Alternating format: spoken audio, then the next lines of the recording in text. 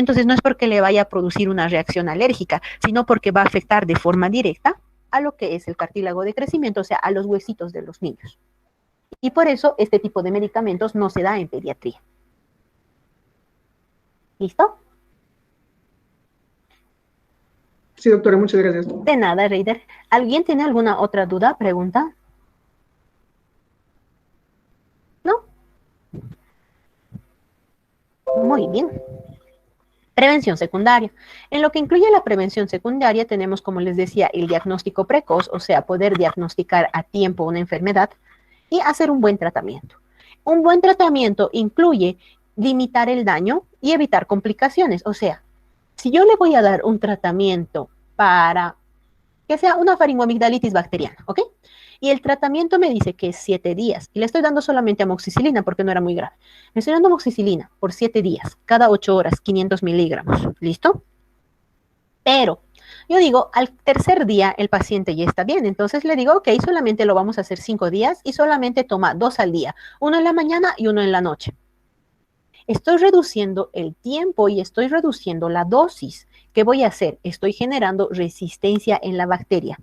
Esta, que era una infección simple bacteriana, se me puede complicar y puedo desarrollar una neumonía. Voy a desarrollar una neumonía con una bacteria que ya conoce a la penicilina, como es la amoxicilina, que es una variación. Entonces estoy haciendo que esta mi bacteria sea mucho más fuerte y me produzca mayor daño. Y yo tengo resistencia bacteriana, entonces tengo que dar un tratamiento más agresivo. ¿Listo? Entonces, esto de tratamiento adecuado o oportuno incluye que ustedes den de forma correcta los medicamentos. Y para darlo de forma correcta, tienen que saber dónde funciona, cuál es la dosis y por cuántos días tengo que darlo. ¿Listo? Y no hacer modificaciones al azar, porque gracias a estas modificaciones generamos resistencia. ¿Listo? La prevención terciaria. Decíamos que es prevenir complicaciones y la rehabilitación. La rehabilitación puede ser física, psíquica y social. Física. He tenido mi accidente de tránsito de moto, que es la más frecuente con fracturas en miembros inferiores. Entonces he tenido mi accidente de tránsito y tengo mi huesito roto, me han operado, o sea, prevención secundaria, me han hecho un buen tratamiento, buena fijación, y ahora tengo que hacer una rehabilitación, primero física con fisioterapia, también psíquica. ¿Por qué? Porque tal vez me ha quedado algún trauma del accidente, entonces necesito apoyo emocional para poder sobrellevar bien la enfermedad. Y también en la parte social, ver cómo está mi familia, cómo me está apoyando y todo lo demás. ¿Listo? Entonces Doctora, tenemos, dime, el ciprofloxacino de 500, ¿a partir de qué edad se debe tomar? cuando el niño deja de crecer. Entonces prohibido hasta los adolescentes, hasta los, digamos que hasta los 16, 18 años, dependiendo. Las mujeres dejamos de crecer más rápido. Hasta nuestros 16 nosotras ya dejamos de crecer. Los varones pueden dar sus últimos estirones hasta los 18 años. Entonces, siempre que un niño esté en crecimiento, no le puedes dar la ciprofloxacina hasta que termine de crecer, hasta que sus huesitos se osifiquen por completo, recién. ¿Listo? Doctora, ¿para qué servía la ciclotrofosfamina? La, Ciclotrofosfamina. la ciprofloxacina, Janine, es un antibiótico de amplio espectro que te puede servir para infecciones en la vía respiratoria, o sea, faringoamigdalitis, neumonías, también te sirve para infecciones urinarias, para infecciones gastrointestinales, para infecciones de piel. O sea, es un muy buen medicamento, pero lo malo es que llega a afectar. Solamente tenemos uno que se da en niños, es el ácido nalidíxico, que es igual a una ciprofloxacina, pero que no tiene ningún efecto sobre lo que son los huesos de los niños en crecimiento. En los adultos tú puedes darle la ciprofloxacina, no pasa nada, pero es muy gastrolesivo, siempre después de comer. ¿Listo? Es muy irritativo del estómago, entonces siempre después de que la persona coma, recién. ¿Listo? ¿Alguna otra pregunta? ¿No? Doctorita, buenas tardes. Buenas tardes, dime.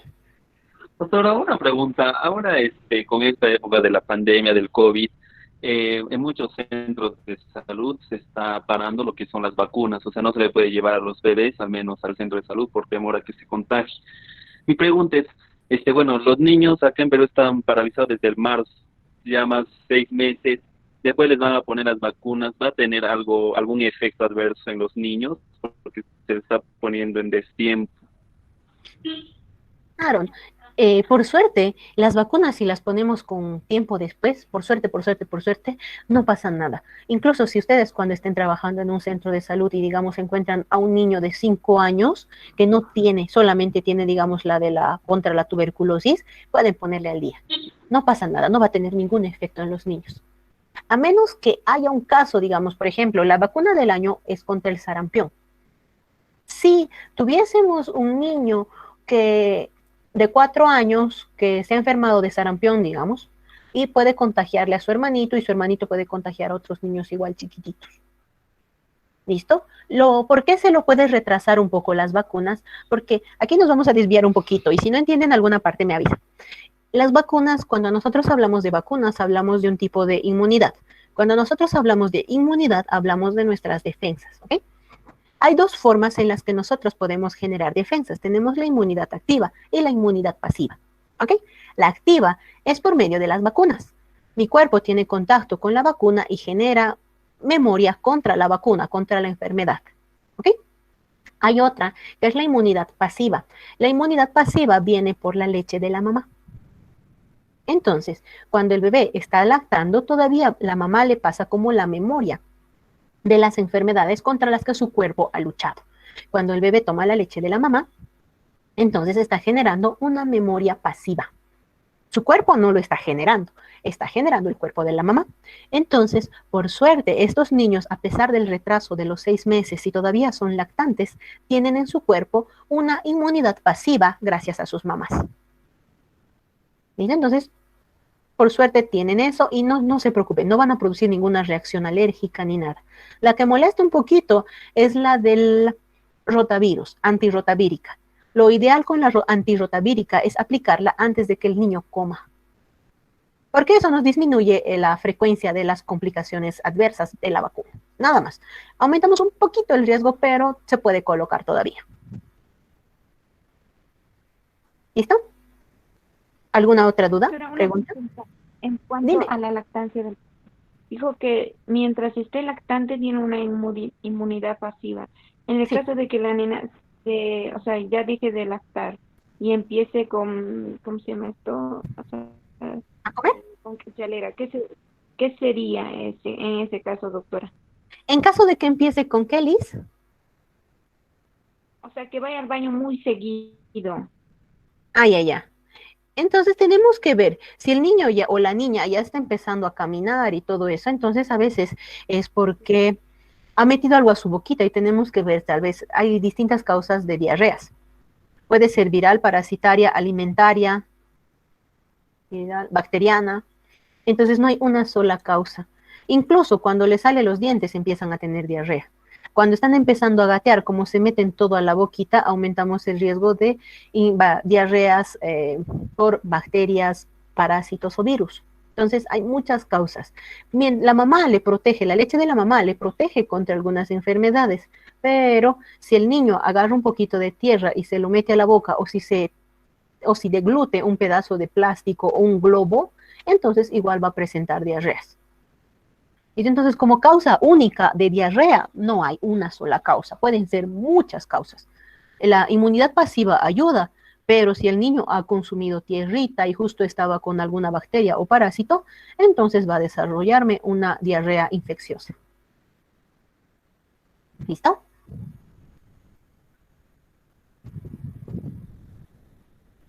Muy bien. Otra consultita. Doctora, tengo una Dime, pregunta. Johnny. ¿Qué pasaría si, digamos, acaban de adoptar una hija y no se sabe qué inyecciones o antibióticos le inyectaron? ¿Se puede volver a dar una inyección que ya le dieron? Ok, eso, Johnny, en teoría tendríamos que ver, digamos, no tienen un carnet de vacunación. Si no hay un carnet de vacunación, vamos a suponer que le han puesto por lo menos contra la tuberculosis, y va a depender de la edad. Por ejemplo, si ya hemos pasado del año, ya no se puede colocar lo que es la pentavalente, sino que se le va a colocar una variación de esta para intentar ponerle al día con las vacunas. Esto posiblemente no se pueda colocar la que le corresponde, pero sí se puede colocar una variación para intentar ponerle al día, porque no sabemos. Y además, esta variación nos puede servir como refuerzo. ¿Listo? Todo va a depender de la edad de la niña o del niño. Gracias, doctor. De nada, Jenny. Y bien. Es interesante, ¿verdad? Hay muchos temas en medicina que son muy interesantes. Nuevamente, como les decía, la prevención primordial es antes de que aparezca la enfermedad. Y yo voy a hablar a un grupo grande de personas para que disminuir la incidencia o el número de casos de la enfermedad. ¿Listo? Entonces, por ejemplo, puedo llevar, como aquí dice, la difusión, voy a hacer en la legislación para que haya una regla para disminuir o evitar lo que va a ser la venta de tabaco. O voy a hacer un spot publicitario sobre el coronavirus. Gracias a la legislación de mi país, voy a obligar a todos los canales como acto social que me pasen un spot publicitario contra el coronavirus y contra el dengue, un spot chiquitito que dure unos 15 minutos. O voy a obligarles a los canales de televisión de que me coloquen después de sus comerciales de cigarrillos o de bebidas alcohólicas, lo clásico, ¿verdad? Fumar es dañino para tu salud. Eso ya es promoción primordial. ¿Por qué? Porque va a llegar a muchas personas. La promoción primaria, esto es en el periodo prepatogénico, ustedes ya saben cuál es. ¿Listo? En yo ya voy a tener una población, voy a tener un mayor contacto con mi población. Estudiantes, de secundaria para hacer prevención de enfermedades de transmisión sexual. Entonces yo ya tengo una población determinada.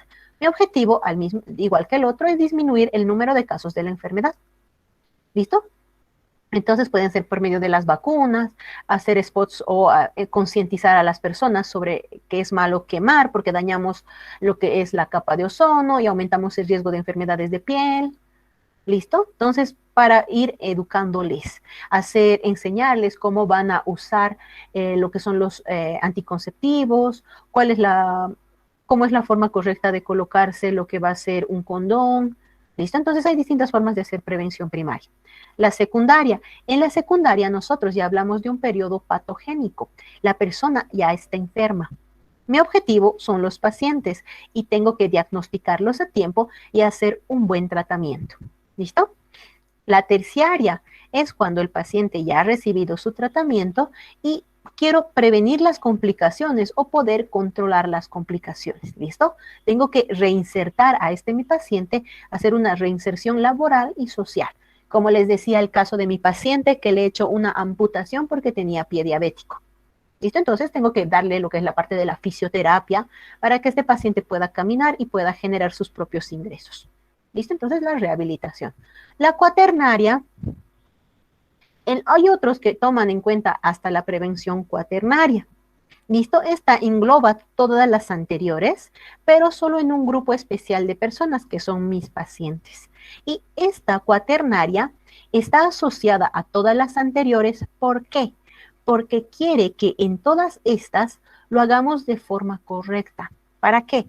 Prevenir los daños producidos por la intervención médica. En otras palabras, prevenir la negligencia médica.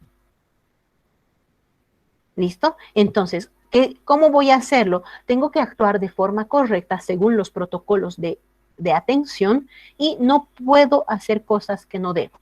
Por ejemplo, yo como médico general en una posta de salud chiquitita que no tengo mucho material y que solamente tengo una auxiliar de enfermería, no me puedo arriesgar a tener un parto. ¿Por qué? No tengo el material, no tengo las vacunas, no tengo la profilaxis para sus ojos, no tengo el material para suturar la herida, digamos, porque se usa un hilo diferente, no es el hilo normal de la piel, es otro hilo. Entonces no tengo nada. Si es una emergencia y viene en periodo expulsivo, sí lo voy a hacer porque no tenía otra opción. Pero que yo le planifique diciendo, ok, en una semana vas a venir y te vamos a atender tu parto aquí. Yo no puedo. ¿Listo? ¿Por qué? Porque le coloco en más riesgo a la paciente y al bebé. ¿Ok? Entonces, eso es la cuaternaria, conocer qué cosas puedo hacer y qué cosas no, y puedo referir a otro lugar para que la atiendan de forma correcta. Ok, Leti. La diferencia entre primaria y primordial. La primaria, Leti, es a un grupo especial de personas. Yo estoy tratando aquí con mis pacientes, con una población específica, estudiantes de secundaria. Aquí es con toda mi población en general. ¿Listo? Entonces aquí es como el spot publicitario, ¿verdad? No tengo un solo grupo. ¿Quiénes van a ver el spot? Todas las personas que estén viendo la tele. No solamente quiero llegar a los adultos, quiero llegar a los niños, a los viejitos, a todos. ¿Listo? Y no es tan directo. Yo no estoy relacionándome con las personas a las que les estoy enseñando. Solamente estoy pasando mi spot publicitario por la tele, por la radio, por medio de una ley. Entonces, ellos no saben que yo lo estoy haciendo. Es más como generalizado para todos. Mientras que la primaria, yo voy a elegir a un grupo, estudiantes de secundaria o mamás de niños de 3 años. Les voy a enseñar cómo estimular el desarrollo del cerebro de los niños. Entonces, estoy eligiendo una población a la cual le voy a enseñar algo para disminuir lo que es el riesgo de enfermedades. ¿Listo? ¿Te entiende la diferencia, Leti? Perfecto. Muy bien. ¿Cómo vamos hasta ahora? ¿Vamos bien? ¿Dudas, preguntas, comentarios? ¿Nada? Muy bien. Prevención primaria, nuevamente, disminuir el número de casos de una enfermedad. La secundaria es dar un buen tratamiento y un buen diagnóstico para detener la progresión de la enfermedad y evitar la muerte. La terciaria, rehabilitación y reinserción social. La primordial, evito las causas de forma generalizada en un grupo grande de personas. La cuaternaria, controlo a todas estas para no cometer errores en el accionar médico. ¿Listo? Evito daños innecesarios de la intervención médica. Nuevamente, primaria, educación, inmunizaciones, quimioprofilaxis y quimioprevención. Educación, enseñarles cómo tienen que lavar las frutas y verduras. Inmunización, vacunas. Quimioprofilaxis, tengo un paciente que me ha venido con mordedura de perro. No sé si es rabia, pero era un perro de la calle, que no sabíamos si tiene dueño o no tiene dueño, que si alguna vez le han vacunado, entonces yo no estoy seguro. Entonces le voy a empezar con un esquema corto. ¿Por qué? Porque tengo riesgos de que sea un perrito con rabia. Y la rabia es una enfermedad que no tiene cura en el ser humano. Entonces tengo que empezar con esto. Le estoy dando porque el riesgo es mayor, entonces tengo que prevenirlo. Quimioprevención también, digamos, tengo un paciente que ha venido solamente por un control rutinario. No tiene nada, no le duele nada. Entonces, tengo a este paciente que le he hecho pruebas generales de sangre y me sale que tiene Chagas positivo, pero ninguna sintomatología. Antes de que tenga la sintomatología, yo le voy a empezar el tratamiento. ¿Por qué? Porque quiero llegar a prevenir las complicaciones crónicas del Chagas. ¿Listo? Secundaria, diagnóstico precoz, cribado o tamizaje. Ahora les voy a hablar del cribado. Búsqueda de casos y tratamiento. ¿Listo? Entonces, lo más importante de la secundaria es diagnóstico y tratamiento. Entonces, lo más importante es promoción, protección, prevención, curación y rehabilitación. El diagnóstico precoz. El diagnóstico, ustedes ya conocen esto, la anterior semana lo hemos visto, saben que el periodo prepatogénico es el periodo antes de que tenemos contacto con el agente causal de la enfermedad. Aquí nosotros estamos sanos. En el periodo prepatogénico estoy sano. Después tengo el periodo patogénico, que es de la enfermedad. Va a haber un periodo subclínico, hoy también llamado el periodo de incubación, en el cual todavía no tengo sintomatología, pero el virus, la bacteria o el parásito se está empezando a reproducir en mi cuerpo. Cuando yo empiece a tener sintomatología, voy a entrar a una fase clínica. ¿Listo? Entonces, un diagnóstico precoz es intentar diagnosticar en esta etapa antes de que empiecen la parte de los síntomas más marcados. Con algunas enfermedades es posible. ¿Listo? Por ejemplo, con la enfermedad de Chagas, una vez que le ha picado, no es que va a empezar con la sintomatología ese momento, sino va a tener un periodo de incubación un poquito largo. Lo que yo quiero es poder diagnosticarlo a tiempo para hacer un tratamiento antes de que empiece la clínica. VIH. Un paciente con VIH, ya saben que VIH no es lo mismo que SIDA. Un paciente que ha tenido relaciones sexuales con otra persona con VIH, entonces tengo un periodo más largo. ¿Listo? Tengo mi periodo ventana largo. Entonces tengo que poder diagnosticarlo antes de que aparezcan los síntomas, porque que aparezcan los síntomas en un caso de VIH es un mal pronóstico. ¿Listo? Entonces tengo que diagnosticarlo en este periodo. ¿Listo? Entonces esto es un diagnóstico precoz. Entonces tengo un comienzo biológico, tengo un diagnóstico precoz posible. Por ejemplo, en el VIH puedo hacer esto. en una faringoamigdalitis. No puedo, porque cuando ya venga a mi consulta ya va a tener las amígdalas grandes con pus, fiebre, malestar general y todo lo demás. ¿Listo? Entonces, este diagnóstico precoz va a depender de la enfermedad. Hay algunas que sí lo voy a poder hacer, pero hay otras que no. Y el diagnóstico clínico usual, por ejemplo, una faringoamigdalitis, yo no la voy a poder detectar aquí, porque cuando venga a mi consulta ya va a tener clínica. ¿Listo? Un periodo de VIH sí lo puedo detectar aquí. Diabetes, puedo. Chagas, puedo. Las enfermedades crónicas yo puedo detectarlas precozmente. Las enfermedades bacterianas virales yo las voy a detectar generalmente cuando ya empiece la sintomatología. ¿Listo?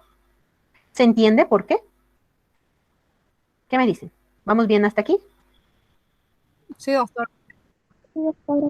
Sí, podría, por favor, Una vez más, esto del explicar- diagnóstico precoz, claro que sí. Entonces, una vez que yo he tenido contacto con el agente, el gen, lo que sea que me vaya a producir la enfermedad, tengo un diagnóstico precoz posible. Esto es posible en las enfermedades de larga duración. Por ejemplo, enfermedades crónicas como diabetes, Chagas, tuberculosis, VIH, o sea, tienen larga duración, que yo voy a poder detectarlas antes de que se presente la sintomatología. En las enfermedades infecciosas, lo que voy a poder diagnosticar es el diagnóstico clínico, o sea, cuando ya empiece la sintomatología. Por ejemplo, un resfrío común. Ya lo voy a diagnosticar cuando esté con la moquera, el dolor de cabeza, la fiebre y el dolor de garganta.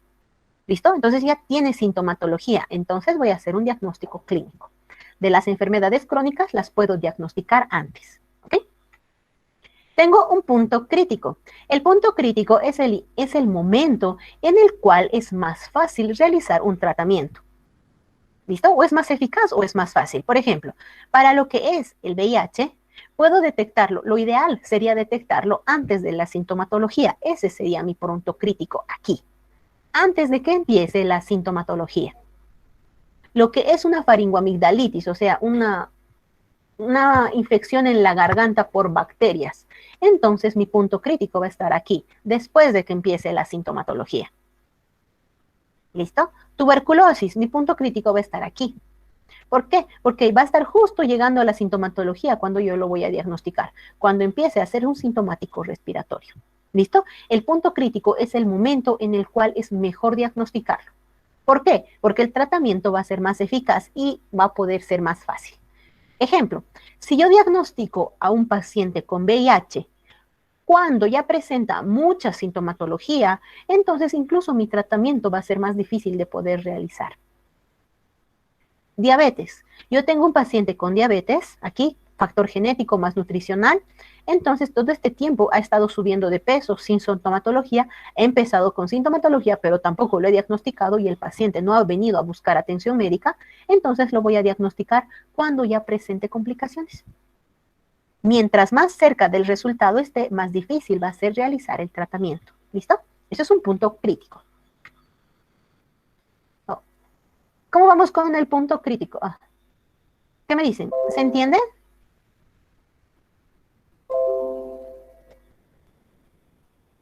¿Sí? ¿O no se entiende? ¿Vamos bien? Sí, doctor. Muy bien. Entonces, después tenemos en el punto crítico, ya saben que es el momento en el cual es mejor realizar el tratamiento. Hay algunas enfermedades que son muy rápidas, por ejemplo, una infección viral como resfrío, una diarrea por virus o lo que sea, que no nos van a dar el tiempo, directamente la vamos a diagnosticar cuando estemos aquí con sintomatología. Hay otras enfermedades que sí nos van a dar el tiempo para poder diagnosticarle antes de la presencia de lo que va a ser las complicaciones. Entonces tenemos en lo que va a ser la fase preclínica, o sea, antes de la sintomatología, hemos sido expuestos, por ejemplo, diabetes, exposición, factor de riesgo, tengo mis genes más mi sobrepeso, mi mala alimentación y todo lo demás, ¿ok? Tengo todo lo necesario para tener la diabetes y además tengo una pancreatitis crónica, ¿listo? Entonces tengo un tiempo en el cual van a poder ser diagnosticada mi enfermedad. Yo voy a poder ir por control médico, todavía no tengo síntomas, pero de rutina me he hecho una prueba de azúcar y me va a salir elevado. Listo, entonces aquí yo ya estoy empezando con lo que va a ser la sintomatología. Cuando yo ya tengo mi sintomatología, generalmente los pacientes recién van a ir a buscar lo que es atención médica. Yo como paciente diabético voy a empezar a tener polidipsia, o sea, más ganas de comer, voy a tener poliuria, más ganas de orinar, y voy a tener pérdida de peso. Y también voy a tener más ganas de comer. Son las P's de diagnóstico de la diabetes. Polidipsia o polifagia, que es mayor deseo de comer, poliuria y pérdida de peso. ¿Listo? Tengo 3 P's. Entonces ya tengo sintomatología, voy a ir a un centro médico y me voy a hacer nuevamente otra prueba de diagnóstico y me van a diagnosticar mi diabetes y van a empezar el tratamiento. ¿Listo? Entonces hay algunas enfermedades que nos van a dar la oportunidad de que nosotros las podamos detectar antes de que empiece la sintomatología. Screening. Les dije, ¿verdad? Les voy a hablar después de qué es el tamizaje. El tamizaje es una aplicación tamizaje o screening es una aplicación sistemática de una prueba o pregunta destinada a identificar personas con enfermedad subclínica, o sea, sin sintomatología, con el objetivo de beneficiarlos con intervenciones precoces que mejoren el resultado de salud individual y poblacional. En otras palabras, detectar a tiempo. Aquí tengo a todas las mujeres, bueno, vamos a hacer uno de trabajadoras sexuales, ¿listo? Aquí tengo a todas las trabajadoras sexuales. Mi prueba de cribado o mi prueba de screening va a ser la prueba rápida para VIH. ¿Listo? Esta prueba rápida es muy sensible. ¿Qué quiere decir? Me va a poder diagnosticar muchos casos. Entonces me va a decir que estas 2 personas son positivas en la prueba rápida. ¿Que ser positivo significa que tengo la enfermedad? No realmente.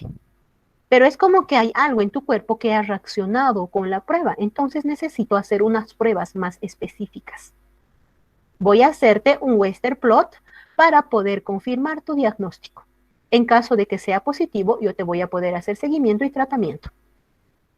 ¿Listo? Otro ejemplo, para lo que son las mujeres, se hace el Papa Nicolau. Se hace esta prueba en todas las mujeres que empiezan a tener una vida sexual activa. ¿Qué estamos buscando? Prevenir lo que es el cáncer de cervix asociado al papiloma humano. Entonces, prueba de cribado es una prueba que yo voy a hacer a un gran número de personas para poder detectar aquellas que tengan el riesgo de sufrir la enfermedad. ¿Por qué voy a hacer la prueba? Porque esta enfermedad es muy frecuente y en caso de que sea positivo, sus resultados son muy dañinos. Si tengo, por ejemplo, en el primer ejemplo, esta persona es VIH positiva, entonces si yo no la diagnostico a tiempo, va a poder llegar a fase SIDA. En el segundo ejemplo, si yo no detecto a tiempo un Papa Nicolau que ya tenga una conversión o un cambio en las células de lo que es el cervix, entonces esta mujer puede desarrollar el cáncer de cervix. ¿Listo? Para eso se realiza el cribado. Son pruebas a muchas personas para detectar aquellas que tengan el riesgo de tener la enfermedad. Y una vez que la detecto, esto no es prueba definitiva. Tengo que hacer otras pruebas para confirmar mi diagnóstico. ¿Listo? Entonces, ¿cómo voy a hacer el diagnóstico precoz o el screening? Puede ser voluntario por medio de los cribados que pueden ser monofásicos y multifásicos. Por ejemplo, primero le voy a hacer una prueba rápida, eso es monofásico. Bifásico, primero le hago una prueba rápida y después le voy a hacer un Western blot para confirmar. Entonces es en 2 fases. Primero la prueba rápida y después el Western blot. Eso es un bifásico en 2 fases. Primero prueba rápida y después una de mejor especificidad. ¿Listo? Podemos tener, por ejemplo, hay otros cribados que son obligatorios. Por ejemplo, a veces les hacen, ¿verdad?, algunas pruebas para algún tipo de trabajo o para ingresar a algunas universidades o para ¿qué sería? Para ingresar al ejército, ¿verdad? Les piden algunas pruebas de que están completamente sanos. Eso también es un tipo de cribado, es un tipo de screening, de tamizaje, para encontrar personas enfermas antes de que presenten sintomatología. Otra forma de cribado o detección precoz es el examen periódico. Anualmente son muchas las personas que se hacen pruebas de control. No están enfermos, no tienen sintomatología, pero quieren detectarlo a tiempo. Por ejemplo, para el cáncer de próstata. Los varones después de los 45 años tienen que hacerse una prueba anual para poder detectar de forma oportuna la hiperplasia prostática benigna. Otro, las mujeres, al igual después de los 45 años, tenemos que realizarnos una mamografía para ver si tenemos riesgo de tener algún tipo de cáncer de mama. Otro ejemplo de cribado, las pruebas para realizar cirugías, siempre se coloca la prueba de VIH y la glicemia. ¿Para qué? Cribado, poder detectar a tiempo la enfermedad. ¿Listo? Otro, hacer una colonoscopía a hombres y mujeres después de los 50 años para prevenir el cáncer de colon. ¿Listo? Entonces, eso es el cribado. Hacer algunas pruebas estando yo sano, pero para poder diagnosticarlo a tiempo. ¿Qué se necesita para poder realizar los criterios ¿cuáles son los criterios, perdón, para instaurar un programa de detección precoz? Primero, la enfermedad. La enfermedad tiene que ser muy común. Tenemos que tener una prevalencia muy alta. ¿Qué significa prevalencia? El número total de casos. ¿Listo? Y además necesito distintos puntos críticos. O sea, necesito lugares donde actuar. Necesito que esta enfermedad pueda ser diagnosticada en su fase preclínica. Por ejemplo, ¿va a haber cribado para infección respiratoria aguda? No, porque es tan rápido que no tengo estos puntos para poder diagnosticarlo. Entonces, para enfermedades crónicas o enfermedades muy graves, solo para esas se va a realizar el cribado. ¿Ok? La prueba. La prueba tiene que ser barata, sensible, segura y aceptable. Y específica. Sensible, ¿qué es sensibilidad? Es que esta prueba me va a poder diagnosticar a muchos casos. Eso es ser sensible. ¿Qué es específica? Que además de diagnosticarlos, lo que va a hacer es que me va a decir con exactitud quiénes son positivos. Entonces no se va a equivocar con sus resultados. Eso significa ser específica. Segura, que no incluya ningún riesgo para la persona, ¿verdad? Barata, que sea barata para que la pueda realizar a muchas personas. Y que sea aceptable, que la población diga, ok, me voy a realizar la prueba. Por ejemplo, para la colonoscopía después de los 50 años, no cumple con todo esto. Es por eso que no es tan realizada. Es sensible, es específica, es segura, no es barata. Y que no sea barata hace que no sea tan aceptable. ¿Listo? Lo de la revisión prostática de los varones no es aceptada. Hasta puede ser barata, porque si solamente usamos el tacto rectal, podemos diagnosticar una hiperplasia prostática, pero a los varones no les gusta el tacto rectal. Entonces no es aceptable. ¿Listo? Por eso, para lo que es el cáncer de próstata, se hace una prueba en sangre. ¿Listo? A pesar de que el tacto rectal es más fácil y económico, no es aceptado por la población. El diagnóstico y tratamiento. Ya tengo una enfermedad que es muy frecuente y que hay pruebas que me van a permitir diagnosticarla a tiempo. Entonces necesito ver si tengo el tratamiento, si existe tratamiento para poder controlar la enfermedad. ¿Listo? Entonces necesitamos estas tres características para poder realizar un cribado o tamizaje. Los cribados pueden ser eficaces si necesitamos primero que nuestros pacientes tengan el deseo de participar. Papá Nicolau, si las mujeres no quieren hacerse el Papá Nicolau, entonces no voy a tener ningún efecto. ¿Listo? Siguiente, poder realizarlo a tiempo. De nada sirve hacer un cribado, digamos, en el área de infectología, cuando yo tengo ahí a varios pacientes VIH positivos. Ya son positivos. ¿Listo? Lo que yo quiero es detectarlos antes de ese tiempo. Y necesito siempre que la enfermedad sea de progresión lenta. Como les digo, infecciones respiratorias o infecciones bacterianas, diarreas, resfríos, gripes, no necesitan cribado. Avanza tan rápido que no lo voy a diagnosticar cuando ya haya sintomatología. ¿Y qué necesito para el cribado? Un tiempo largo para poder diagnosticarlo a tiempo antes de que empiece la sintomatología. ¿Listo? Con eso terminamos el temario del primer parcial. ¿Dudas, preguntas, comentarios? ¿Qué les ha parecido? Doutora, una duda. Eu não entendi bem lo multifásico. Del cribado multifásico. Perfecto, Ali. Es en el que necesitamos en 2 periodos. ¿Listo? Por ejemplo, la prueba para el VIH es en 2 fases. La primera es la prueba rápida, que es más barata y es más fácil de realizar. Y una vez que tengas esta primera fase, a todos tus positivos les vas a hacer una segunda prueba para confirmar tu diagnóstico. ¿Listo? Todas las enfermedades que vayan a significar un cambio en la vida de la persona, siempre tenemos que confirmar, hacer un diagnóstico de confirmación. Ya, doctora, gracias. De nada, Lynn. ¿Alguien tiene alguna otra duda? ¿Pregunta? ¿Nada? ¿Todo claro? Doctora, yo tengo una duda, por favor. Dime. Hace rato estuvimos hablando de antibióticos. ¿Por qué la ceftriaxona no se le puede dar a niños? No se usa mucho lo que son las cefalosporinas Ulma en niños. Es más usada las penicilinas porque son más fáciles de llegar a tener el metabolismo y todo lo demás. Metabolismo, excreción, biodisponibilidad. Es más fácil poder luchar con lo que son las penicilinas que con las cefalosporinas. Además, lo siguiente, solamente las cefalosporinas se usa cuando los niños están internados. ¿Por qué? Porque son intramusculares o endovenosos y son un poco más dolorosos. Bueno, nada es tan doloroso como una benzatínica, pero son un poco más dolorosos. Y además por la parte del costo, las penicilinas son más baratas. Siguiente, la parte económica. Las penicilinas o variaciones de la penicilina nosotros la podemos encontrar en jarabes, en comprimidos y son económicos. Las cefalosporinas son mucho más caras.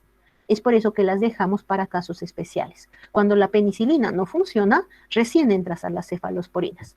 Por costo y además porque es más fácil poder eliminar y metabolizar a la penicilina en el cuerpo. Ya, doctora, gracias. De nada, Selma. ¿Alguien tiene alguna otra duda, pregunta?